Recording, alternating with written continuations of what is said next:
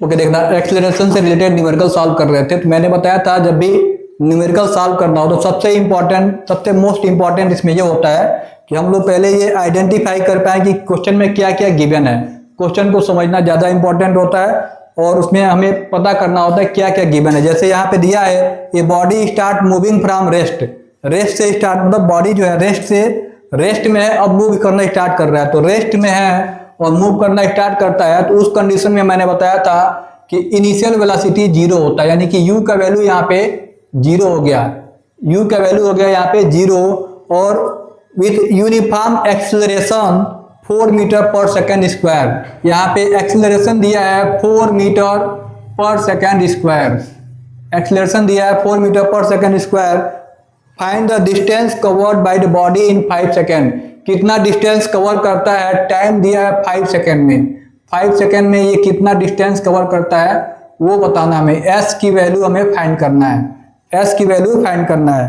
और जब ये हम लोग आइडेंटिफाई कर लेते हैं कि क्या क्या गिवन और क्या फाइंड करना है, तब हम लोग इक्वेशन ऑफ मोशन का यूज करते हैं। 3 इक्वेशन ऑफ मोशन आपको पता है, 3 इक्वेशन ऑफ मोशन होता है v equal u plus A T, v equal u plus A T, second होता है s equal U T plus half A T square and third one is v square minus u square equal 2as, v square minus u square equal 2as। 3 equation of motion है।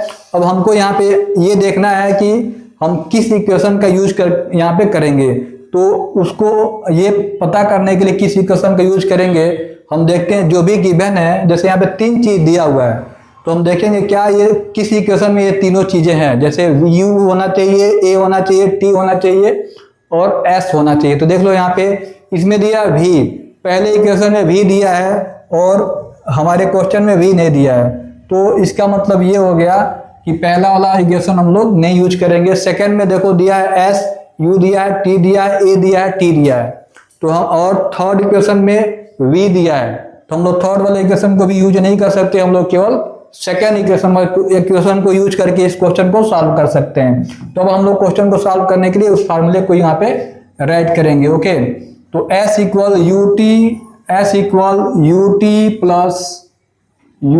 Plus half A T square, s equal U T plus half A T square. यहाँ पे value put कर देंगे, देखना u का value 0 है और t है 5 प्लस 1/2 मल्टीप्लाई a का वैल्यू है 4 और टाइम है 5, तो यहाँ पे t का स्क्वायर यानी कि 5 का स्क्वायर करना होगा।